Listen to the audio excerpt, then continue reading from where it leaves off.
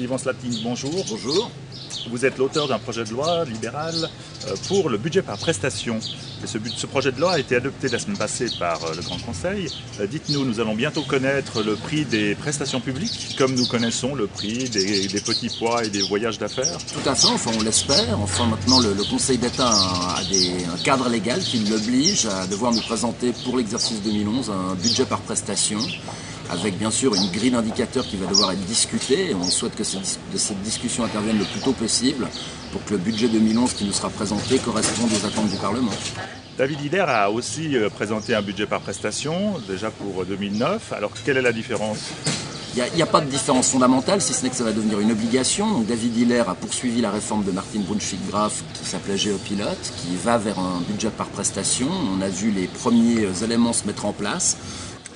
Est-ce que ça veut dire que les citoyens vont se comporter au fond comme des consommateurs et pourront pouvoir acheter des maturités, des prestations de sécurité, des prestations d'environnement ? Alors je ne sais pas si le citoyen va pouvoir se comporter comme un consommateur, en tout cas le politique va pouvoir reprendre son rôle de politique et de pouvoir discuter des prestations prioritaires, de pouvoir discuter quel montant il veut mettre pour telle ou telle prestation.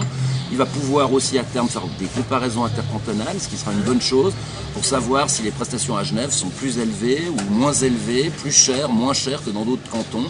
Et on pourra réellement remettre le débat politique au centre des discussions au sein du Grand Conseil. Donc pour les citoyens, c'est plus d'informations. C'est plus d'informations, c'est plus de transparence et ça permet un vrai débat politique. Est-ce que Genève est pionnier dans ce domaine ? Alors Genève, il y a une grille de prestations établie par la Confédération. Je ne suis pas un spécialiste de tout ce qui se fait dans les autres cantons, mais je crois que Genève est pionnier dans le domaine. En tout cas, on essaye d'accélérer le mouvement pour vraiment avoir ce budget par prestation. Combien y a-t-il de prestations d'État ? Alors écoutez, c'est une bonne question. Il y a une grille qui nous a été présentée. On a listé plus de 400 prestations qui est regroupée en politique publique. Donc il s'agit maintenant d'établir cette grille de lecture. Il faut qu'il y ait